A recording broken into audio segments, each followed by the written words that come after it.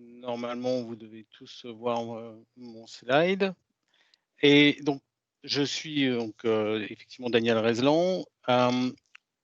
Pour ceux qui ne connaissent pas IDEXI, on commercialise notre plateforme de détection, de monitoring et d'alerting temps réel depuis 2014, ce qui nous place à une position assez privilégiée pour analyser ce qui se passe post-intrusion.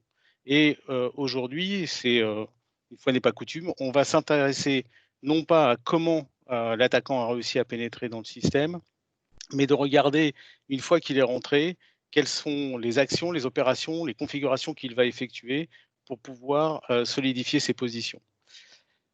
Alors, dans le cas qui nous intéresse et qu'on va vous présenter, donc c'est un cas réel qui a été constaté suite à un audit chez l'un de nos clients. On a constaté que l'attaque avait été décomposée en 4 étapes principales par l'attaquant. On va retrouver évidemment les éléments que Léonard a présentés dans la chaîne d'attaque. La première, c'est donc de réussir à obtenir l'accès au système. La deuxième, et c'est déjà un premier point intéressant, c'est qu'une fois rentré, l'attaquant n'a pas tout de suite commencé à faire des opérations potentiellement malveillantes. Il a passé un certain temps à étudier les comptes qu'il avait pénétrés pour cibler de manière plus précise ses attaques. Troisième approche, donc troisième étape, ça a été toujours là encore, non pas de se chercher à se déployer, mais à sécuriser les données auxquelles il avait accès, c'est-à-dire à mettre en place un ensemble de dispositifs permettant, même s'il était découvert sur certains de ces dispositifs, de pouvoir continuer à accéder à la donnée. Ça aussi, c'est un point assez essentiel qu'on va détailler par la suite.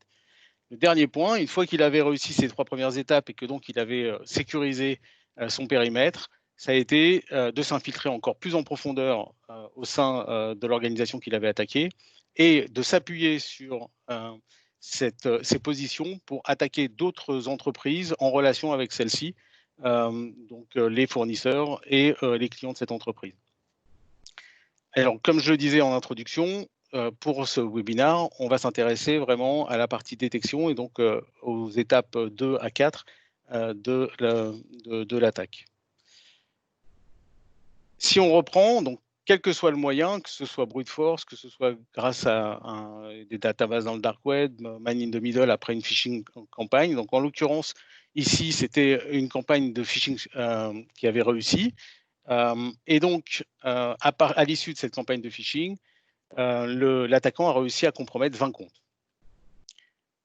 Premier élément, sur les 20 comptes compromis, une première phase d'analyse qui était vraiment sur multi-dimensions pour pouvoir immédiatement, enfin le plus vite possible, identifier sur quel compte s'appuyer au démarrage. Et donc sur les 20 comptes qui ont été initialement compromis, l'attaquant en a utilisé 4, donc c'est assez clair puisque quand on regarde dans les logs comment est-ce que les comptes compromis ont été utilisés, on voit bien que extrêmement rapidement, sur 4 de ces comptes, il y a des opérations. Est-ce que je crois qu'il y a quelqu'un qui a ouvert un micro? Si vous pouvez tous faire attention à être en mute. Donc, merci. On voit vraiment 4 comptes sur lesquels des opérations ont démarré une fois son analyse faite, et sur les 16 comptes, on voit arriver quelque part comme un mois après l'utilisation des comptes qu'il avait gardés de côté.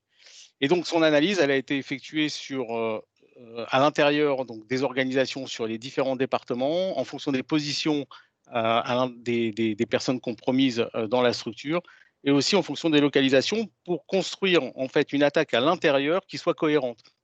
C'est-à-dire qu'il n'a pas cherché à attaquer de l'organisation ressources humaines d'un pays A vers un pays B, mais il a essayé de se déployer à l'intérieur de l'organisation ressources humaines pour essayer d'être cohérent dans les échanges qu'il pouvait avoir, par exemple par mail, sur des mails qu'il a compromis.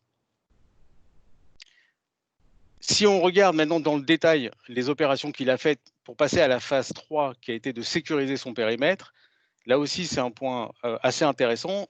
Il a configuré un nouveau device puisqu'il avait le login password des utilisateurs compromis. Il a configuré des nouveaux devices en synchronisation. Il a également télécharger et donner des droits à une application qu'il avait créée lui-même, qui avait un accès complet à la messagerie. Deuxième élément, il a créé des délégations internes croisées entre les comptes qu'il a compromis, qui lui a permis, on le verra par la suite, de pouvoir accéder au contenu des boîtes mail de l'intérieur de l'organisation. Troisième élément, configuration d'Inbox Rules pour s'assurer que même si son compte, une fois compromis ou une fois qu'on a détecté qu'il était rentré et qu'un des comptes compromis n'était plus accessible, il pouvait continuer à lire les informations échangées grâce aux Inbox Rules. Enfin, il a créé une Inbox Rules de suppression des mails avec un objet bien particulier pour que tous les mails envoyés de cette boîte mail et qui avec contenant un fichier joint malicieux qui était envoyé donc de cette boîte mail n'apparaissent pas dans le dossier éléments envoyés de l'utilisateur pour ne pas qu'il se rende compte que sa boîte était compromise. À partir de là, une fois qu'il a créé donc l'ensemble de ces Inbox Rules, il a commencé de manière active à essayer de se déployer dans l'entreprise. Donc, il a d'abord sécurisé ses positions, comme on le disait, avant de commencer à se déployer, de manière à ce que, même s'il était détecté, il avait toujours des moyens d'accès à l'information. Une fois que la boîte mail a été compromise, il a attaqué l'espace collaboratif et là encore, il a utilisé tous les mécanismes qui sont fournis par Office 365 pour pouvoir se répandre dans l'organisation. Donc, il a fait des partages illégitimes, donc les trois types de partages, c'est-à-dire des partages internes aux autres utilisateurs qu'il avait compromis, des partages externes pour pouvoir continuer à accéder à l'information à partir d'un compte qui n'est pas dans Office 365 dans le tenant, et enfin, des partages anonymes. Avant-dernier point, pardon, il a créé et donné des droits à une application. Et enfin, puisque au départ, il avait les login passwords des utilisateurs, fait des synchronisations via SyncAgent et téléchargé l'ensemble des contenus des OneDrive, par exemple, sur son disque dur.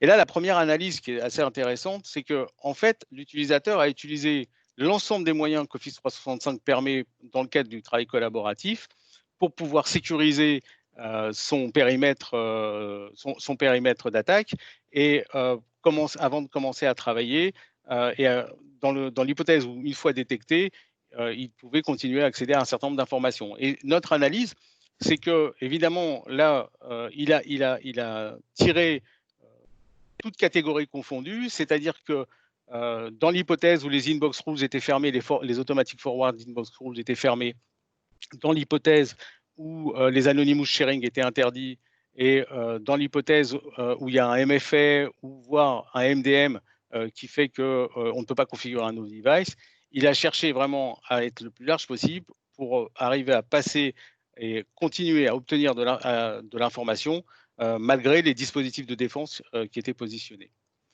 Alors, c'est un point essentiel d'avoir cet élément en tête, c'est-à-dire que malgré les dispositifs déjà existants de sécurisation chez ce client, le hacker, l'attaquant, a réussi à accéder à un grand volume d'informations. Si on regarde maintenant dans le détail comment ça se construit, la première chose qu'il a faite, c'est ce qu'on voit quand on reprend les logs et quand on reprend rétroactivement les alertes que notre plateforme aurait émises, c'est que d'abord, c'est des délégations internes croisées. Donc, on a représenté quelques-unes ici, mais en gros, sur les 4 comptes qu'il a utilisés, il a donné 3 autorisations sur chacune des boîtes mail au dossier inbox via des mails, ce qu'on appelle les mailbox folder permission, aux différents dossiers de la boîte mail. Ensuite, donc ça lui permettait évidemment d'attaquer et de lancer des phishing de campagne interne. Ensuite, il a configuré les applications smartphone. Ensuite, il a fait des malicious delays pour pouvoir exécuter ses campagnes. Et il a fait donc lancer les campagnes de phishing externe et également la configuration des inbox rules. Donc, on voit déjà que sur ces 4 comptes, il y a un certain nombre d'interactions qu'il a créées sur les différents dispositifs qui étaient à sa disposition. Il a continué, une fois que la boîte mail a été compromise, donc en attaquant sur la partie collaborative. Et là, il a fait les internal sharing dont on a parlé, qui soient vraiment croisés avec une analyse qui était de dire si j'ai 2 comptes à l'intérieur du même département, ce n'est pas aberrant qu'ils partagent de l'information. Et donc, il l'a vraiment fait de manière fine et analytique. Et ensuite, il a donné les droits d'accès au OneDrive à des applications. Il a donné donc les droits de délégation et partage sur les comptes anonymes et external. Une fois qu'il avait donc compromis ces éléments-là, dans les faits réels, chronologiques, une fois qu'il avait bien compromis l'ensemble des 4 ressources qu'on a citées, c'est là qu'il a commencé ses campagnes de phishing en se disant que même s'il était détecté sur l'un des comptes qu'il utilisait, il avait toujours un accès.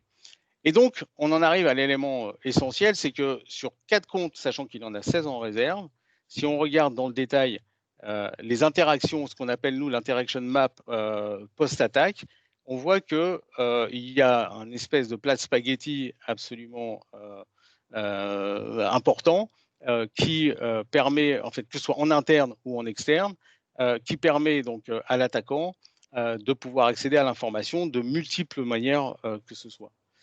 Si on regarde en plus, on prend en considération le fait que les utilisateurs, dans le cadre normal de leur travail, font eux aussi des partages qui sont légitimes, font eux aussi des opérations de changement de configuration, d'ajout de délégués sur leur boîte mail, voire de changement de mot de passe, on se retrouve vraiment dans une difficulté extrêmement forte pour déterminer ce qui est légitime de ce qui ne l'est pas à l'intérieur des opérations qui ont été effectuées. Et c'est là où on se dit, on aurait bien envie de revenir en arrière. On aurait bien envie de se dire, mais qu'est-ce qui s'était passé si on avait détecté au premier partage illégitime le fait qu'il y avait une opération potentiellement étonnante et suspicieuse qui venait d'être effectuée, et ça nous aurait permis de bloquer l'attaque et le déploiement de l'attaque de l'attaquant. On reviendra sur ce point-là dans le cadre de la présentation de la plateforme qui va suivre cette présentation générique. Alors, un autre élément très intéressant dans le cadre de la sécurisation des accès que cet attaquant a fait, c'est que, comme on l'a dit, au départ, il est rentré avec les credentials de l'utilisateur, et quand on a découvert la campagne de phishing, donc là en l'occurrence, cette campagne-là a été découverte par un utilisateur qui est venu voir l'équipe sécurité en disant je ne sais pas ce qui se passe, j'ai quelqu'un qui me dit que je vais envoyer un mail, je ne vais pas envoyer, je ne trouve pas de traces. Et donc en regardant ce qui s'était passé sur cette boîte mail précise, il a été détecté que le compte était compromis. Donc le réflexe, c'est de dire je change le mot de passe. Pour autant, changer le mot de passe au vu de ce qu'on a présenté est loin d'être suffisant, puisque l'attaquant avait toujours la possibilité d'accéder à l'ensemble des ressources de cet utilisateur à travers l'application qui avait été configurée, à travers les external forward et à travers les partages qu'il avait fait sur les différents systèmes Teams et OneDrive. Donc on se retrouve sur le besoin nécessaire d'exhaustivité, de comprendre tout ce qui a été effectué par l'attaquant pour pouvoir petit à petit détricoter, supprimer les droits, supprimer les partages. Et pour ceux qui ont l'habitude d'Office 365, quand vous êtes sur un OneDrive et que vous voulez supprimer les droits qui ont été mis sur un fichier, si vous avez 100 fichiers dans un répertoire, il faut se prendre chaque fichier un à un et aller regarder les droits à l'intérieur. Donc, vous voyez la difficulté et le temps que ça prend. D'autre part, même si ce compte-là était compromis, les autres comptes n'avaient pas été identifiés dans un premier temps comme étant compromis. Et donc, cet attaquant avait la possibilité d'utiliser également ces autres comptes pour pouvoir continuer à accéder aux environnements par les partages internes et ainsi de suite, sachant qu'en parallèle, comme il avait lancé une campagne de phishing interne, il avait élargi le nombre de comptes à sa disposition et qu'il pouvait de la même manière continuer à faire des partages croisés à travers les comptes qui étaient dormants. Alors, si on regarde maintenant l'intérêt du monitoring et des plateformes de détection, en fait, qu'est-ce qui se serait passé si le tenant Office 365 de ce client avait été monitoré par un outil de détection? La première chose, c'est que le fonctionnement des outils de détection, et en l'occurrence le fonctionnement de la plateforme IDEXI, c'est que de manière centralisée, de manière précalculée, de manière regroupée, l'ensemble des opérations qui sont effectuées sur l'environnement 365, quelle que soit la ressource qui est utilisée, que ce soit OneDrive, SharePoint, Teams, la boîte mail ou autre, tout ça est regroupé dans une place unique qui fournit tout le détail de l'information de manière très claire, visible et facilement exploitable. Donc là, par exemple, ce que je vous montre ici, c'est la partie données collectées. Donc les données sont collectées, vous le voyez, en quasi temps réel. Si vous lisez dans l'écran, l'opération a été faite le 24 avril à 4h26, à 16h26. Le log a été mis à disposition par Microsoft à 16h28. À 16h30, il était collecté par la plateforme et à 16h32, il avait été fini d'être processé. Donc, il s'est passé 6 minutes entre le moment où l'opération s'est effectuée et le moment où la plateforme a fini de le processer. Et donc là, vous voyez dans le détail que vous avez un compte anonyme qui a accédé au OneDrive d'un utilisateur qui a été compromis et on voit qu'il a accédé à ces 3 fichiers, salaire, projet de session et plan d'investissement. On verra plus tard que ça a généré une alerte dans la plateforme. Donc, ces éléments-là nous permettent, en fait, une fois qu'on a collecté l'ensemble de ces informations, que ce soit les logs d'accès, mais que ce soit aussi les objets techniques de configuration, de créer ce qu'on appelle le profil individuel de l'utilisateur. Et donc, si je vous montre le profil individuel de l'utilisateur Patrick Jourdan, et ça, c'est un point essentiel, c'est en fait la réalité des droits, des partages et des accédants dans le cadre normal de l'utilisateur travaillant normalement. Donc, la plateforme crée un profil individuel qui permet de contrôler déjà les pays de localité, les localisations d'accès, qui permet de contrôler les devices qui sont utilisés et qui permet de contrôler, par exemple, sur la partie Exchange, quelles sont les délégations qui sont posées, quelles sont les permissions qui sont posées et quelles sont les règles d'inbox qui sont posées sur la messagerie. Et donc, en l'occurrence, un utilisateur qui regarde son profil une fois qu'il a été compromis par le hacker qui a créé des règles d'inbox et créé des délégations croisées, peut voir que Cathy Miller, qu'il ne connaît pas particulièrement, a un accès complet sur sa boîte de réception et sur les éléments envoyés, avec des droits d'écriture, et peut évidemment reporter que ce n'est pas normal aux équipes sécurité. Il peut même, l'utilisateur, demander la remédiation automatisée. De la même manière, sur une règle d'inbox, vous voyez que les règles d'inbox qui ont une action potentiellement dangereuse sont identifiées sur le profil et que vous avez le détail de l'action et vous pouvez dire c'est pas moi qui ai créé cette règle et donc reporter le fait que la règle n'a pas été créée par vous. Et donc, ce profil individuel qui est dans la plateforme qui permet de connaître en fait la vraie et la bonne configuration de l'utilisateur qui travaille normalement est un élément qui permet déjà de faire un assessment global du tenant, mais qui permet aussi de pouvoir connaître l'existant et donc de se focaliser sur la gestion des changements. Et c'est là où on intervient sur la deuxième volet de la plateforme de détection et d'alerting, c'est sa partie alerting temps réel. Et donc, en l'occurrence, sur tous les cas que j'ai cités, on peut suivre pas à pas l'ensemble des opérations que le hacker a effectuées sur un compte ou sur N comptes compromis. Et on va retrouver, à chaque fois qu'on va détecter un changement potentiellement dangereux qui ne correspond pas au profil de l'utilisateur, on va être en capacité de générer une alerte qui peut partir soit aux équipes sécurité, soit à l'utilisateur lui-même pour confirmation. Là, on voit que, par exemple, on a bien les 2 inbox rules dont j'ai parlé tout à l'heure, qui est une de forward et une de suppression des messages. On voit également que la configuration d'un nouveau device a été créée et on voit que sur ce nouveau device, il a utilisé l'application Outlook for iOS dans le cadre de son attaque. Si on va dans le détail, on a sur l'inbox rules, règle de copie pour sauvegarde qui a été créée pour l'occasion. On voit que si on agrandit un peu, que le détail de la règle est fourni dans le message. Et ce qu'on voit, c'est que l'opération a été effectuée à 2h22 le 24 avril et que l'alerte a été générée à 2h22 le 24 avril. De la même manière, sur le téléphone, on voit qu'un nouveau téléphone a été on a détecté qu'un nouveau téléphone s'était synchronisé et que maintenant un iPhone 10 se synchronisait. Est-ce que c'était bien le nouveau téléphone du propriétaire ou est-ce que c'est un téléphone qui était compromis? Si je continue sur le passage pas à pas de ce qu'a fait le hacker et donc de ce que la plateforme a découvert. De la même manière, sur OneDrive, on voit qu'il y a eu un nouveau partage sur OneDrive. On voit qu'on a un utilisateur non autorisé qui est interne à l'entreprise qui s'appelle Cathy Miller qui a accédé au OneDrive de l'utilisateur. On voit aussi qu'il y a eu un partage de délégation externe sur un compte de Pierre Jourdain, une adresse mail pierrejourdain@hotmail.com. Et on voit aussi un partage anonyme qui a été effectué avec un accédant anonyme qui a accédé à la boîte mail, au OneDrive de cet utilisateur. Et là encore, on a tous les niveaux de détail. On sait que Anonymous s'est connecté au OneDrive de cette personne et a accédé à ce document. Et on a la possibilité de vérifier extrêmement facilement sur chacun des points ce qui s'est passé. De la même manière, sur un dernier élément que je souhaitais vous montrer en termes de détection, on est sur la partie ici, application téléchargée, et on voit qu'il y a une application qui a récupéré des droits complets sur la plateforme, donc OneDrive Optimization Application, et que cette application a un droit complet de read et write et update et de suppression sur tous les fichiers du OneDrive de l'utilisateur.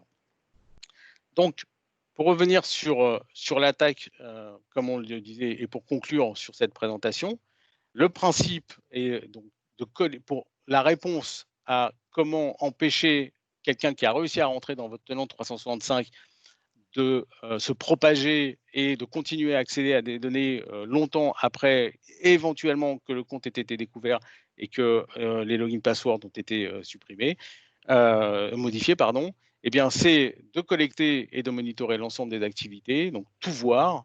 Et ça, c'est un point essentiel, c'est que les plateformes de détection, contrairement aux solutions de protection qui, elles, sont verticales, spécialisées sur un sujet bien particulier, une plateforme de détection vous permet d'avoir une vision à 360 degrés sur tout ce qui se passe sur votre tenante et donc de permettre aussi de savoir ce qui se passe à l'endroit où il n'y a pas de solution de détection. Donc ça, c'est un point essentiel.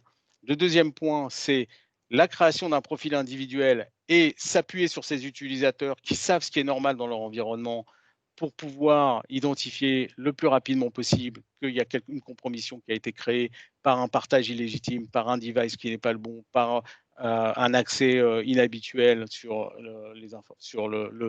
l'environnement de l'utilisateur. Et le troisième point, c'est de détecter en temps réel et d'être en capacité de nettoyer tout ce qui s'est passé sur l'environnement 365 le plus rapidement possible. Voilà, j'en ai terminé sur la présentation générique. Et donc, Léonard, je te repasse la main.